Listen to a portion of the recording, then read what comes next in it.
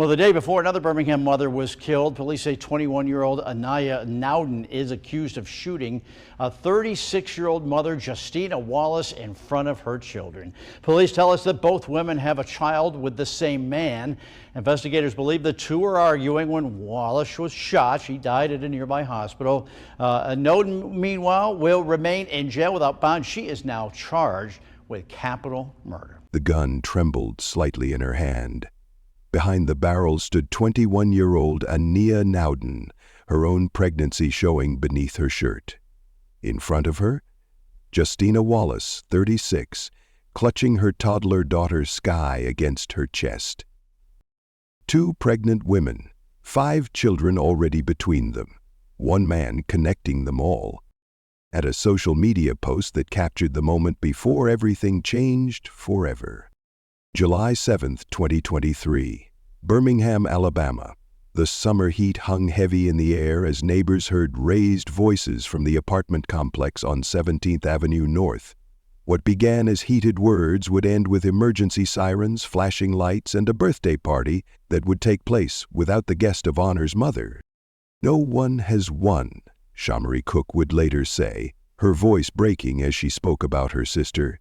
But on that Friday evening, as the argument escalated, no one knew how final the outcome would be.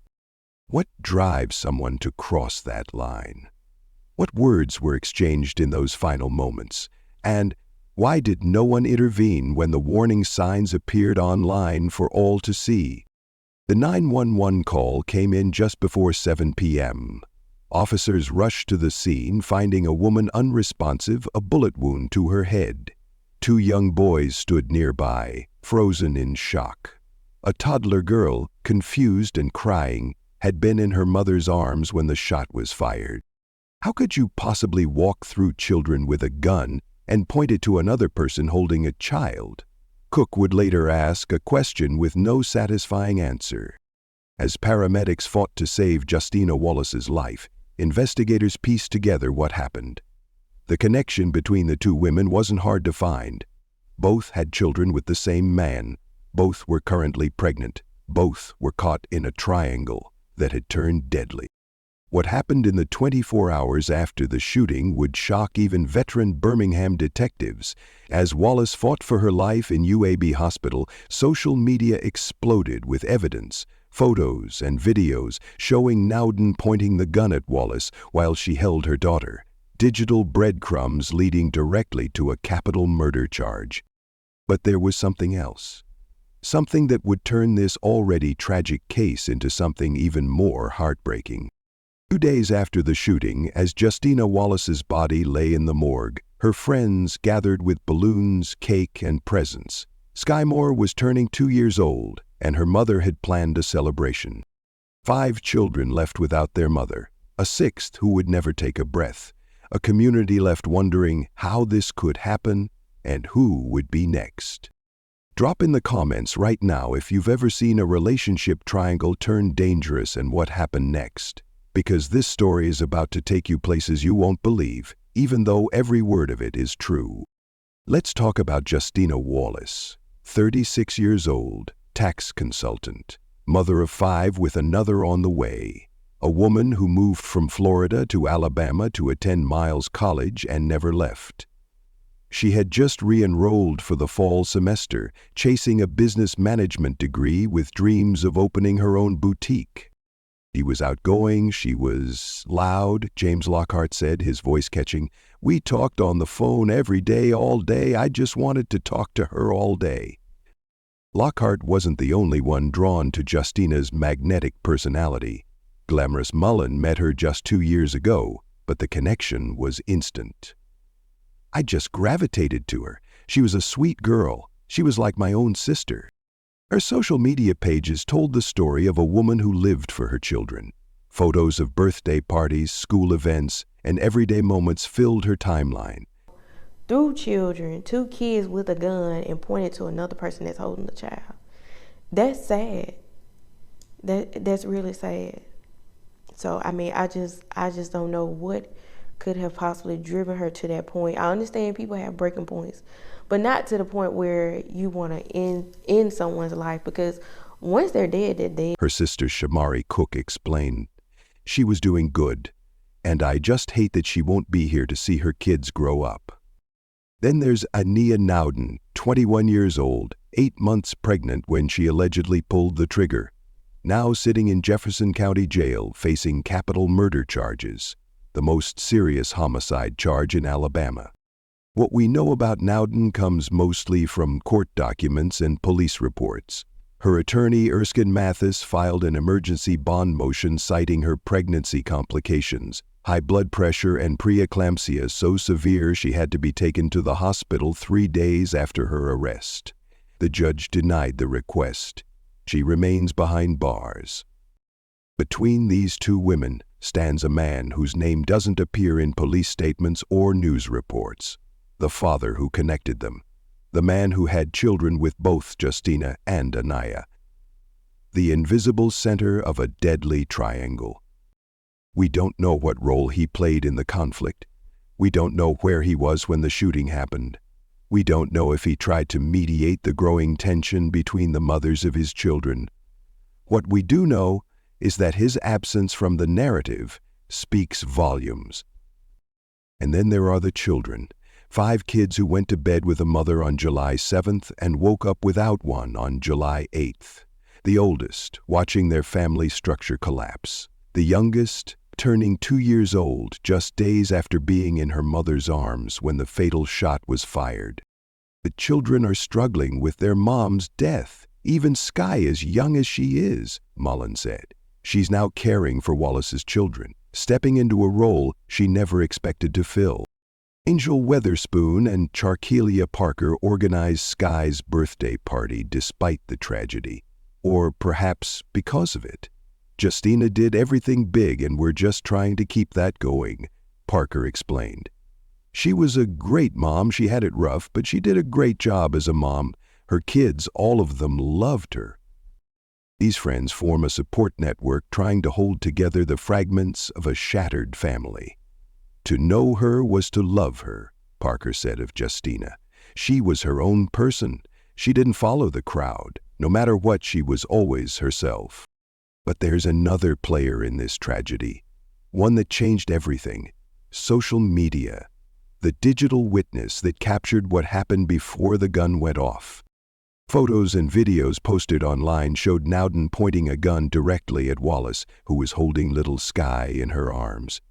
These weren't posts made after the fact. They were warnings nobody heeded.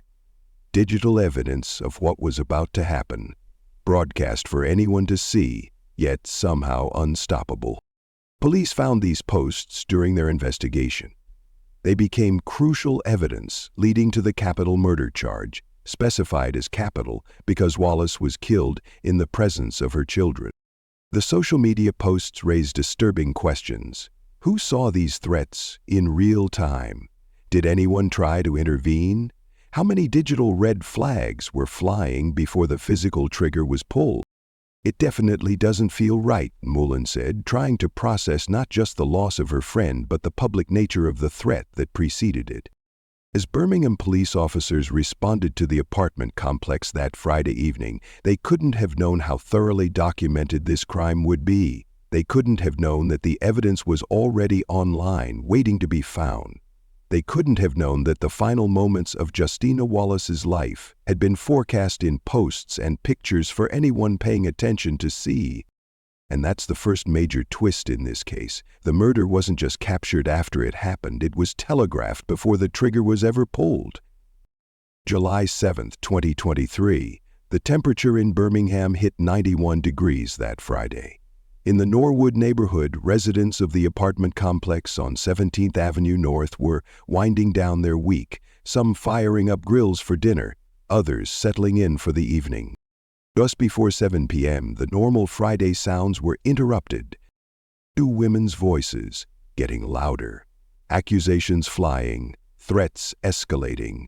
Justina Wallace and Ania Nowden face to face in what police would later describe as a domestic dispute, though that clinical term hardly captures the powder keg of emotions that exploded that evening. What exactly sparked this final confrontation? Police reports don't specify who called who showed up at whose door, or what words ignited the argument. What we do know is that both women had reached a breaking point in their complicated connection through one man. Witnesses described seeing Justina holding her toddler daughter Sky during the argument. Two of her sons stood nearby watching the adults argue. One witness reported hearing Nauden say, "I'm tired of this shit," before the situation escalated. The argument moved outside, voices got louder, neighbors started paying attention. Some reached for phones to record what was happening, adding to the social media trail that would later become evidence. Then came the moment that changed everything. According to witness statements, Nauden pulled out a gun. Instead of backing down, instead of walking away, instead of considering the toddler in Justina's arms or the children watching, she raised the weapon. One shot. That's all it took. The bullet struck Justina in the head. She collapsed, still clutching Sky. Her son screamed. Neighbors rushed out of their apartments. Someone called 911 at 6:58 p.m. Shots fired. Woman down. There's kids here. Birmingham Police Department officers arrived within minutes. They found Justina unresponsive, bleeding from a head wound. Sky was crying beside her mother. The officers secured the scene and detained two people, Nauden and a man whose identity hasn't been confirmed in reports. Emergency medical responders rushed Justina to UAB Hospital, one of the premier trauma centers in the Southeast. Doctors immediately took her into surgery, fighting to save her life as her family gathered in the waiting room. As Justina fought for her life, investigators worked the crime scene. They collected witness statements, they gathered shell casings. Back at the hospital, Justina's family maintained their vigil through the night. Doctors came and went. Updates were sparse. Hope faded with each passing hour. At 2:37 p.m. on Saturday, July 8, doctors delivered the news the family had been dreading. Justina Wallace was gone. The bullet had caused irreparable brain damage. There was nothing more they could do. But the doctors had another piece of information, one that would elevate this already tragic case to a new level of heartbreak. Justina Wallace was pregnant when she died.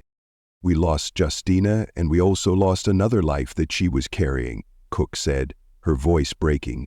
So it was a lot of emotions that day. The Jefferson County coroner later confirmed the pregnancy in official reports. What had been a murder was now effectively a double homicide, a mother and her unborn child. As the family began processing this devastating news, Birmingham police were building their case against Nauden. The evidence was substantial. Witness statements, the recovered weapon, and those damning social media posts showing Nauden pointing the gun at Justina while she held her toddler. By Sunday, July 9, police had enough to charge Nauden with capital murder with a child present, the most serious homicide charge in Alabama's criminal code. The capital designation reflected both the gravity of the crime and the presence of children when it was committed. Nauden was transferred from Birmingham City Jail to Jefferson County Jail at 5:41 p.m. on Sunday, ironically just 20 minutes before Sky's birthday party began across town. As Nauden was being processed into the jail system, Justina's friends were lighting candles on a birthday cake with her picture on it. "I understand people have breaking points," Cook reflected, "but not to the point where you end someone's life, because once they're dead, they're dead." The confrontation lasted minutes. The aftermath will last lifetimes. Have you ever been in a situation where someone pulled a weapon? Hit subscribe and tell us what you did to survive, because in Justina's case, there was no chance to escape, no opportunity to de-escalate, no time to save herself or her unborn child from what happened next. The booking photo shows a young woman staring blankly at the camera. Annie Nauden, 21 years old, her face betraying no emotion as she was processed into Jefferson County Jail at 5:41 p.m. on Sunday, July 9. The charge: capital murder with a child present. In Alabama, capital murder sits at the top of the criminal hierarchy. It's reserved for the most heinous killings. those committed during kidnappings, robberies, rapes, or as in this case, in the presence of a child under 14. It carries only two possible sentences: life without parole or death by lethal injection. Nowden was held without bond, standard procedure for capital cases. Her mugshots circulated through local news outlets and social media, the same platforms where just days earlier she had allegedly posted images of herself pointing a gun at Justina Wallace. Meanwhile, exactly 20 minutes after Nowden's booking, a very different scene unfolded across Birmingham. Balloons bobbed against the ceiling. A cake with Justina's face printed on the frosting sat waiting to be cut. Cocomelon decorations brightened the walls. Sky Moore was turning 2 years old. "It's bittersweet," Angel Weatherspoon said, watching the toddler who just 48 hours earlier had been in her mother's arms when the fatal shot was fired. Sky was physically unharmed in the shooting, but the psychological impact of witnessing her mother's murder, even at such a young age, remains an open question. The decision to proceed with the birthday party wasn't easy, but Justina's friends were adamant this is what she would have wanted. "Justina did everything big and we're just trying to keep that going," Charkelia Parker explained. "We're trying to keep them uplifted. It's basically about the kids right now." As Sky opened presents, a lot of presents, friends noted, her siblings watched with mixed emotions. The older children understood what had happened. They knew their mother wasn't coming back. They knew why this birthday felt different from previous celebrations. Glamorous Mullen, who met Justina 2 years earlier and quickly became like family, stepped up in ways she never anticipated. She took in Justina's children, transforming her life overnight from friend to guardian. "It's just mind-blowing. Everything happened so fast," Mullen said. "I have yet to wrap my head around anything. It definitely doesn't feel right." James Lockhart, another close friend, struggled to reconcile the vibrant woman he spoke with daily with the tragedy that took her life. "She was outgoing, she was loud, she was a good mother. She went above and beyond for her kids." As Justina's friends rallied around her children, Nowden faced her own crisis behind bars. 8 months pregnant at the time of her arrest, she began experiencing serious medical complications within days of entering the jail system. On July 12, 3 days after her booking, Nowden was rushed to a hospital with high blood pressure and symptoms of preeclampsia, a potentially life-threatening pregnancy complication. She received treatment and was returned to jail, but her medical situation remained precarious. On July 17, Nowden's attorney, Erskine Mathis, filed an emergency motion for a bond hearing before Jefferson County Judge Alaric May. The motion cited Nowden's pregnancy complications and argued that the jail couldn't provide adequate medical care for a high-risk pregnancy. The prosecution pushed back hard. They pointed to the severity of the charges. They highlighted the evidence showing Nowden pointing a gun at a woman holding a toddler. They emphasized that Justina was also pregnant when she was killed. Judge May's decision came swiftly. Bond denied. Nowden would remain in Jefferson County Jail awaiting trial, her pregnancy notwithstanding. Some saw it as justice, arguing that Nowden's pregnancy shouldn't earn her special treatment when she allegedly killed a pregnant woman. Others worried about the unborn child, innocent of its mother's alleged crimes, yet potentially at risk due to inadequate prenatal care in a jail setting. Beyond the courtroom drama, the impact of Justina's death spread through Birmingham's Norwood neighborhood. Residents of the apartment complex where the shooting occurred described feeling unsafe. Parents kept their children indoors. Community leaders called for increased police presence. Local domestic violence organizations pointed to the case as a tragic example of how relationship conflicts can escalate to deadly violence.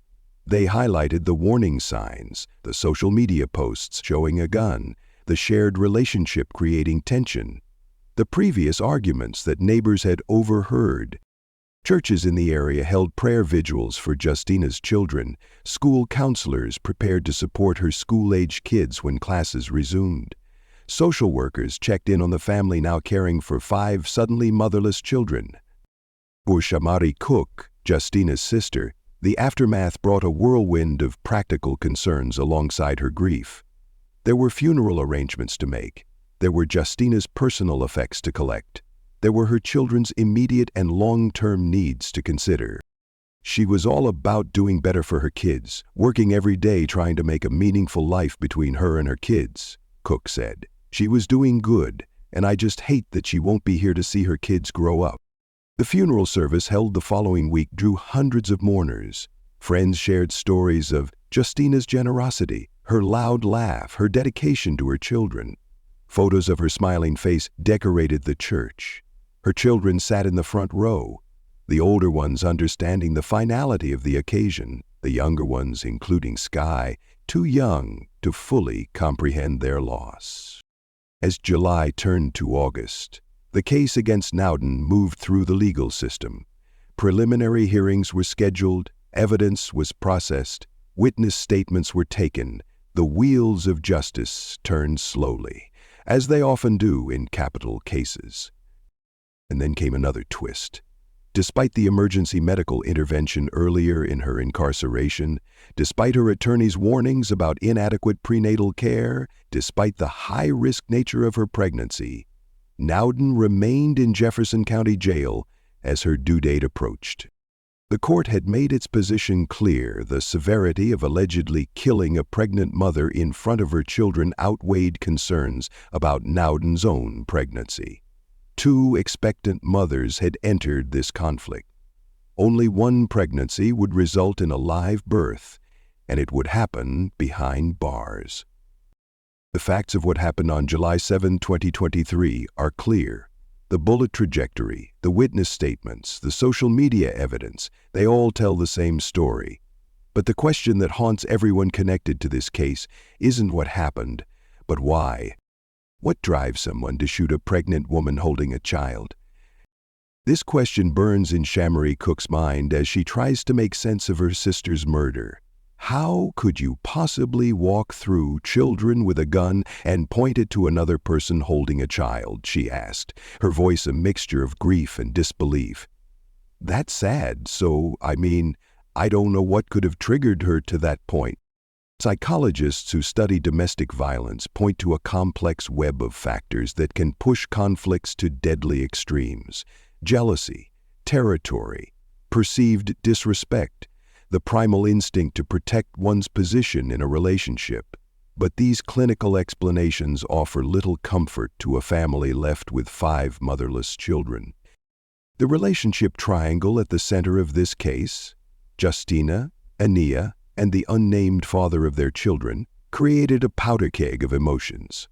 Both women pregnant by the same man, both raising his children, both fighting for recognition, resources, and respect in a situation neither would have chosen. The children caught in this web of adult dysfunction face an uncertain future. Justina's 5 kids, including Sky, who turned 2 just days after witnessing her mother's murder, are now being raised by friends who stepped up in the aftermath. They've lost not only their mother, but also the sibling they never got to meet. And what about Nowden's child? Born in jail to a mother facing capital murder charges, what future awaits this innocent baby? If Nowden is convicted, she faces either life without parole or the death penalty. Either way, her child will grow up without a mother present. Another victim of that fatal July evening. The legal questions in this case extend beyond guilt or innocence. Should a pregnant woman accused of murder receive special consideration because of her condition? Does the state have an obligation to ensure optimal prenatal care for a woman who allegedly killed another pregnant woman? If Nowden is convicted, should her pregnancy be considered during sentencing? What do you think should happen to someone who commits murder while pregnant themselves? The comments section is about to get wild. Beyond the legal questions lie the community impacts. This case has forced conversations about domestic violence, conflict resolution, and gun access. It has highlighted how quickly arguments can turn deadly when firearms are present. It has shown how social media can document the lead-up to violence without necessarily preventing it. Local domestic violence advocates point to this case as a tragic example of what can happen when relationship conflicts escalate without intervention. They note that warning signs often appear on social media before physical violence occurs, as they did in this case, with posts showing Nowden pointing a gun at Justina. Could this tragedy have been prevented if someone had reported those threatening posts? If the man connecting these women had taken responsibility for the tension between them? If either woman had walked away from the confrontation? These questions haunt everyone touched by this case. Perhaps the most heartbreaking assessment comes from Cook herself, who sees no winners in this situation. No one has won. That baby won't have their mom, and my nieces and nephews won't have theirs. I pray at this point she, Nowden, finds God. That's all she needs, because all I see is the devil surrounding her. 2 pregnant women, 6 children between them, one deadly moment that can never be undone. As the case moves through the court system, as Justina's children grow up without their mother, as Nowden's baby is born into uncertainty, the questions remain, not just about what happened on that hot July evening in Birmingham, but about how we as a society address the complex, volatile dynamics that can turn family connections into deadly conflicts. The most chilling part? It was all there on social media. The gun, the threat, the tragedy about to unfold, posted for anyone to see. Digital warning signs flashing red before the trigger was ever pulled. What would you do if you saw someone posting threats online before they acted? Would you report it, intervene, or scroll past? Your action or inaction could be all that stands between life and death for the next Justina Wallace.